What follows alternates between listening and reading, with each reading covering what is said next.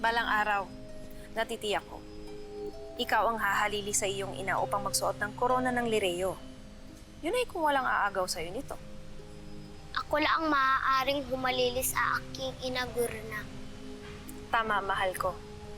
Dahil ikaw lang ang karapat-dapat. Magbigay pugay kay Inang Reyna!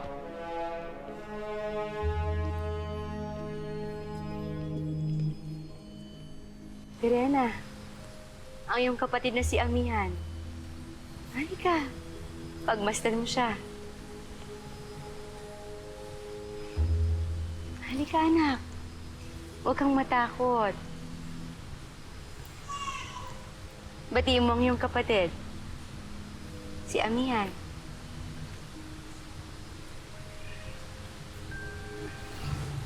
Napakagandang bata, Inang Reyna. Tunay na karapat-dapat siyang mag-iisang sangre. Hindi ba, Pirena? Sheda, hindi ako natutuwa na meron akong kapatid.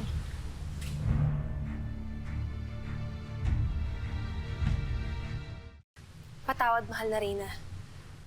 Unawain niyo sana ang inyong panganay.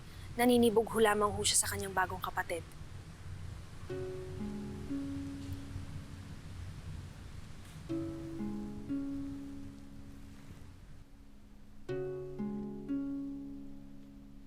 Verena.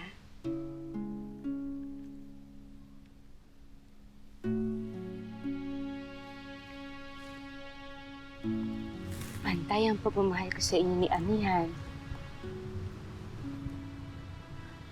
Hindi ka dapat naninibog ho. Dahil kahit kailan, hindi niya maaagaw ang pagmamahal ko sa iyo. Naiintindihan mo ba ako?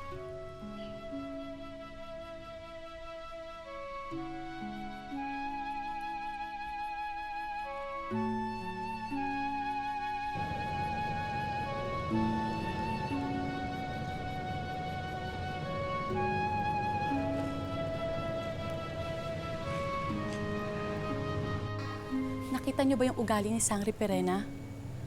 Bakit ganun ang ugali niya? Napakabait naman ng kanyang ina. Maaaring ang ugaling iyon ay minana niya sa kanyang ama. Hindi ba, Ades?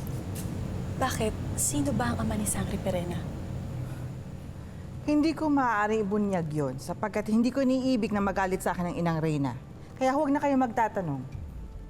Hala, bumalik na kayo sa inyong mga gawain.